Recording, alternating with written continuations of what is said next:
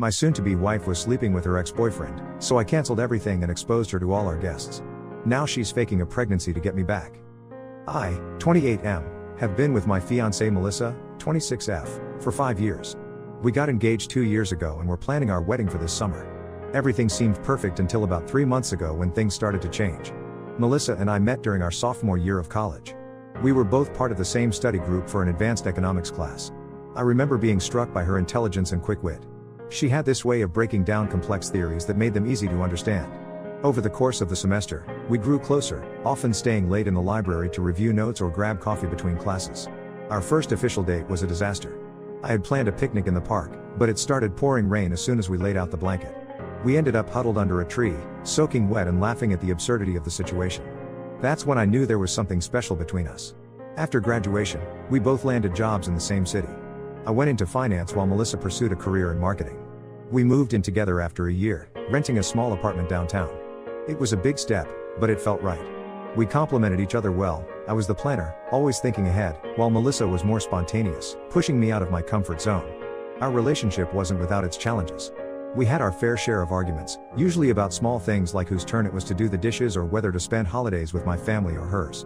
But we always managed to work through our issues, coming out stronger on the other side. When I proposed 2 years ago, it felt like the natural next step. I had been saving up for months to buy the perfect ring, a vintage-style diamond that I knew Melissa would love. I planned an elaborate scavenger hunt around the city, revisiting all our favorite spots from over the years. The final clue led her to the rooftop of our apartment building, where I was waiting with champagne and the ring. She said yes before I could even finish asking the question. Wedding planning started off smoothly. We agreed on most things and were excited about our future together. Melissa wanted a big wedding, which I was fine with since we both had large families and friend groups. We set a budget and started making arrangements. Melissa threw herself into the planning, spending hours on Pinterest and wedding blogs, determined to make everything perfect. About 3 months ago, Melissa's behavior began to change. It started subtly at first. She became less enthusiastic about wedding planning, often putting off decisions or leaving them to me. When I asked if everything was okay, she'd brush it off, saying she was just stressed about work. Then I noticed she was staying late at the office more often. At first, it was once or twice a week. Then it became almost every night. She'd come home looking exhausted, barely saying a word before heading to bed. I tried to be understanding, knowing her job could be demanding, but I couldn't shake the feeling that something was off. The real red flags started popping up about a month ago. Melissa became protective of her phone, always keeping it face down or in her pocket. She'd step out of the room to take calls, speaking in hushed tones. When I'd ask who she was talking to, she'd get defensive and say it was just work stuff. One night, I woke up to find Melissa's side of the bed empty. I heard her in the living room, talking softly on the phone. When I asked her about it the next morning, she claimed she couldn't sleep and was talking to her sister. But something in her tone made me doubt her. I hate to admit it, but I started to snoop. I checked her phone while she was in the shower, but found nothing suspicious. She must have been deleting her messages. I even considered hiring a private investigator, but talked myself out of it, feeling guilty for not trusting her. Things came to a head last week. Melissa said she had to work late again, so I decided to surprise her with dinner at her office. I picked up food from her favorite Thai place and headed to her building. When I got there, the security guard informed me that Melissa had left an hour ago. I called her cell, but it went straight to voicemail. That's when I knew something was really wrong. I drove home, my mind racing with possibilities. Maybe she had gone to meet a friend? Or run an errand? Deep down, I knew I was grasping at straws. When I walked in, I heard noises coming from our bedroom. My heart sank as I quietly made my way upstairs. I opened the door to find Melissa in bed with her ex-boyfriend, Alex, 27M. They were so engrossed in each other that they didn't even notice me at first. I stood there, frozen, for what felt like an eternity before clearing my throat. They both jumped, scrambling to cover themselves. Melissa's face went pale. She started crying and saying it wasn't what it looked like. But it was exactly what it looked like. I turned around and walked out without saying a word, ignoring her pleas to let her explain. I spent the night at my brother's place, ignoring Melissa's frantic calls and texts. I couldn't sleep, replaying the scene in my head over and over. How long had this been going on? How could she do this to me, to us? The next day, I went back to her apartment to gather some of my things. Melissa was there, looking like she hadn't slept either. She begged me to talk to her, claiming it was a one-time mistake and that she still loved me. I couldn't even look at her. The image of her with Alex was burned into my mind. In a moment of anger, I decided to expose her cheating to everyone. I logged into our shared wedding website and posted a message canceling the wedding due to the bride's infidelity. I included a photo I had taken of Melissa and Alex together in our bed. It was petty, I know, but I wanted everyone to know the truth. Within hours, our phones were blowing up with messages from shocked friends and family. Melissa was furious, saying I had no right to humiliate her like that. But I felt she had no right to betray me after 5 years together. Now, Melissa is trying to manipulate me into taking her back. She's telling everyone it was a misunderstanding and that I overreacted. Some of her friends are even reaching out to me, saying I should hear her out. But I can't imagine ever trusting her again. I'm struggling with what to do next. Part of me wants to just cut all ties and move on, but another part is still in love with the person I thought Melissa was. I've canceled all our wedding arrangements and moved in with my brother for now. Melissa keeps showing up at my work and my brother's place, trying to talk to me. She sent long emails explaining her side of the story, claiming Alex manipulated her and that she made a terrible mistake. But I don't buy it. She made a conscious choice to cheat. I'm feeling lost and betrayed. 5 years of my life feels like it was a lie. I'm not sure how to move forward from here. The thought of starting over at 28 is daunting. We had so many plans for the future, buying a house, starting a family. Now all of that is gone. I've been throwing myself into work, trying to keep busy. But everywhere I look, there are reminders of Melissa and our life together. I can't even go to my favorite coffee shop without thinking about all the Sunday mornings we spent there. My friends and family have been supportive, but I can tell they don't know what to say. They keep telling me I'll find someone better, but right now, I can't imagine ever trusting anyone again. I know I need to start making decisions about our shared assets, the apartment lease, joint bank accounts, even our dog. But it all feels overwhelming.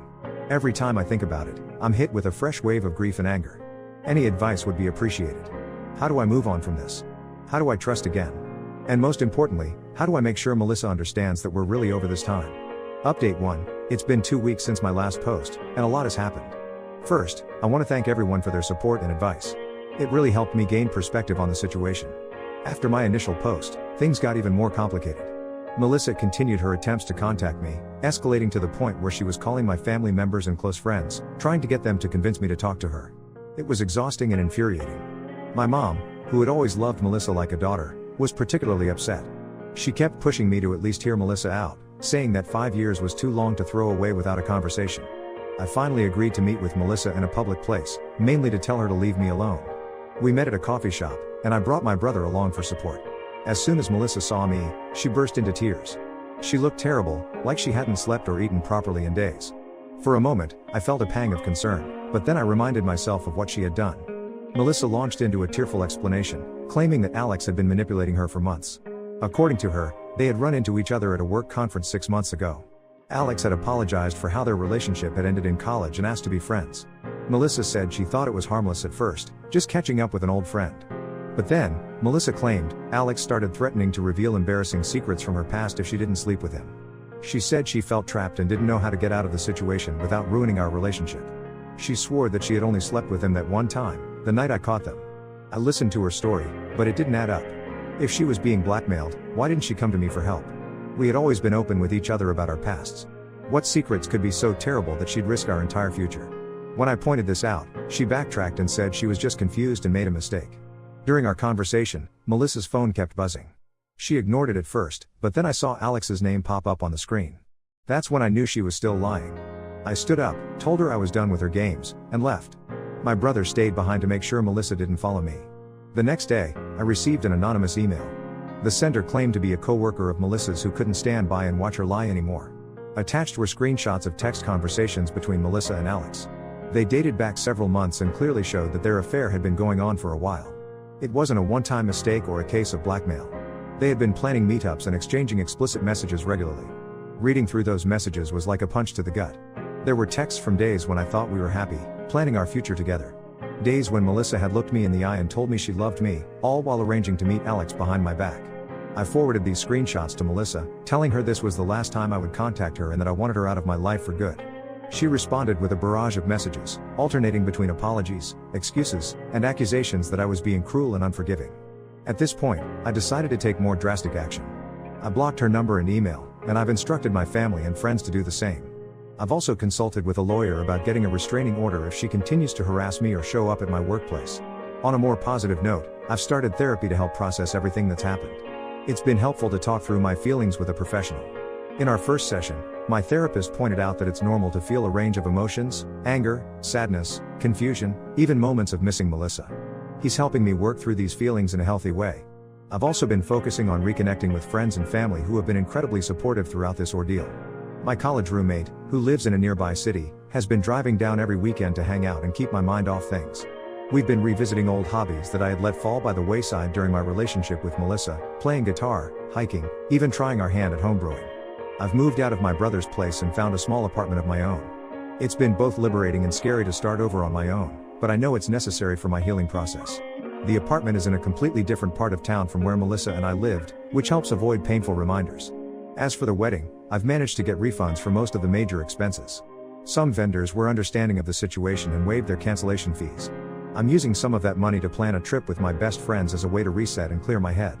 We're thinking of doing a road trip down the coast, something I've always wanted to do but never had the time for. Dealing with our shared assets has been challenging. We didn't own property together, thankfully, but we did have joint bank accounts and credit cards.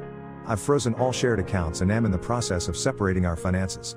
It's tedious work, but it feels good to be taking concrete steps towards independence. The hardest part was figuring out what to do about our dog, Max. We had adopted him together 2 years ago, and he was like our child. In the end, we agreed to a sort of shared custody arrangement. Melissa will keep Max, but I'll get to see him regularly. It's not ideal, but it's better than never seeing him again. Despite all the pain and betrayal, I'm starting to see a light at the end of the tunnel. It's going to be a long journey, but I'm committed to moving forward and rebuilding my life without Melissa in it. I'm rediscovering who I am as an individual, not just as half of a couple. It's scary, but also exciting in a way I hadn't expected. Thank you all again for your support. I'll update if anything significant happens, but for now, I'm focusing on healing and moving forward one day at a time. Update 2. It's been about a month since my last update, and I wanted to share some new developments. First, the good news, I'm slowly but surely starting to feel like myself again. The therapy sessions have been incredibly helpful, and I've been focusing on self-care and personal growth. I've taken up running and joined a local photography club, both of which have been great outlets for stress. I've also been reconnecting with old friends and making new ones. Last weekend, I went to a barbecue at my coworker's place and actually had a good time. It was the first social event I've truly enjoyed since the breakup. I even found myself laughing and joking around, which felt like a huge step forward. Work has been a welcome distraction. I've thrown myself into a new project, which has been challenging but rewarding. My boss has noticed my increased dedication and hinted at a potential promotion in the near future.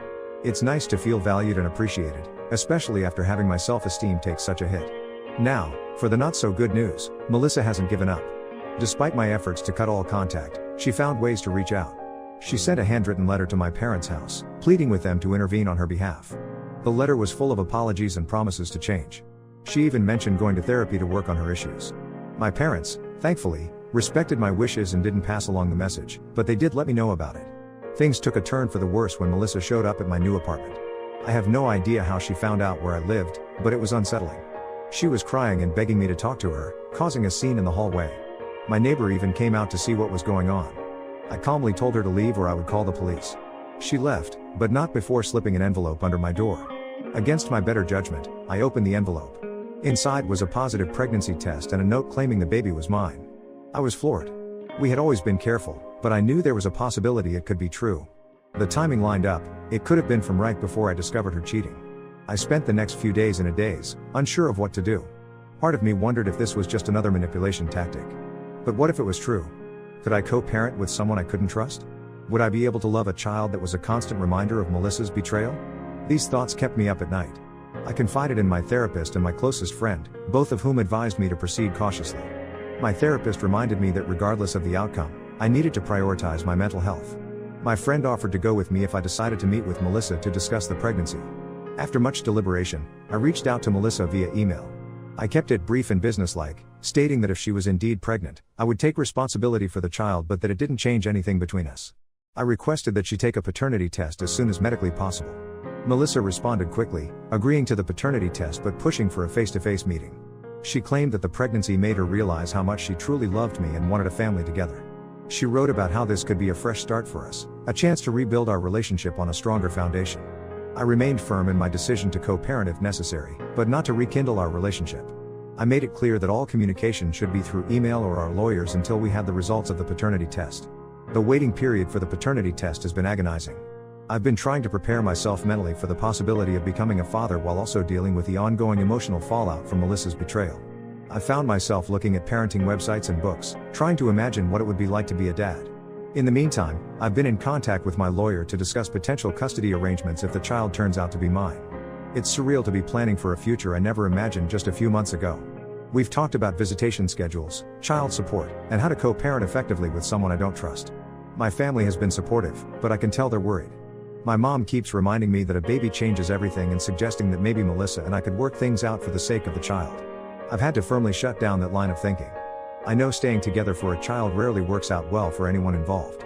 I'm feeling a mix of emotions, anger at the situation, anxiety about the potential responsibility of fatherhood, and a lingering sadness over the loss of the future I thought I would have with Melissa.